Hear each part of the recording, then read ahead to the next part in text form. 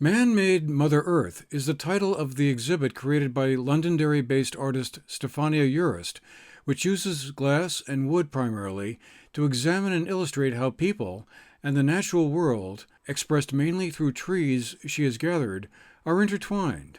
The exhibit is on display at the Helmholtz Fine Art Gallery in Manchester. Planes of glass inserted into the trees she has harvested are one unusual element of the sculptures. Another sculpture has a tree growing through a window, forming a contrast with the transparency of the glass and the winding, natural, enduring shape of the tree. We had a chance to discuss the exhibit with the artist, who explained the progression of her artwork to this point. Sure. So when you walk into the gallery, I have um, a couple freestanding pieces, and then a couple wall pieces, and then a couple prints. I work with a variety of different materials based on what concept I'm trying to get across with my work. And so this whole show explores the connection between humans and nature. So I use glass, metal, and wood primarily to address those ideas. And so I have some freestanding trees that have glass inserted into them that catch the light in different ways. And so those are very subtle in the middle of the gallery. And as you walk around them, the glass will catch the light and they'll kind of shine, and you'll see what I'm talking about. And then I have other pieces that are uh, leaded glass tree stumps, logs, and tree cookies. And there are a couple on the back wall. There are three that are kind of the showcase pieces, and then two that are on pedestals. And then interspersed in between all of those, I have these mono prints that I have made that are of that I take from actual trees that are tree sap and graphite, that I think of as like taking the fingerprint of a tree. So those are interspersed between all my sculpture. Well, like all artists, it is a progression. One work builds into another, and there is, even if it's not obvious to the viewer, to me, the progression from one piece to another has a clear thread.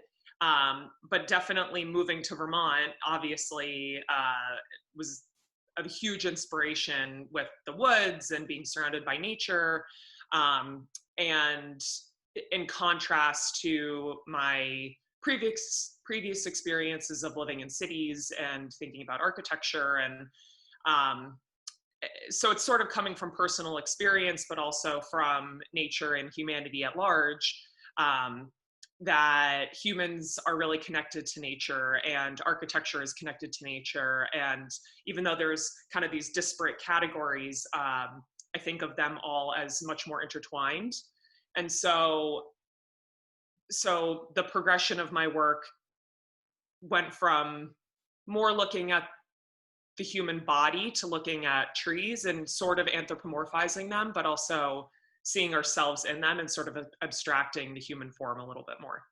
Hmm, interesting. What's the biggest technical challenge to making sculptures like that? Is it inserting the glass into them, or finding the right tree, or what's the hardest part of this whole experience? The hardest part is probably that every piece I make is 100% unique, and so I have technical challenges with every single work I make. And glass is obviously inherently fragile and brittle, and it's very strong in a lot of ways if you handle it correctly. But it can also be it also breaks because it's 100% inelastic. It doesn't bend. You know, if it wants to bend, then it breaks. So um, working with glass can be extremely frustrating. I break things all the time, but then it also big risk, big reward. I think once I make something that works and I figure out how to do it, and I like the challenge of it, then once I figure it out and put it all together and it's cohesive, um, then it makes me happy. So, but yeah, working with glass is challenging, and then combining materials is also hard. Combining wood that flexes, that expands and contracts with moisture and heat, and then glass does not. That's a challenge. Also, I cut myself quite frequently with glass, so and burn myself because I use solder. So those are all daily challenges, but that's part of the fun of it for me. I kind of want to highlight different materials and different aspects of nature, and kind of remind people that it's here and it's beautiful. Stefania Urist's exhibit will be on display at the Helmholtz Gallery until Friday, September 4th. For more information, call the Helmholtz Gallery at 802-855-1678 or visit their website at helmholtzfineart.com. For the GNAT-TV News Project, I'm Andrew McKeever.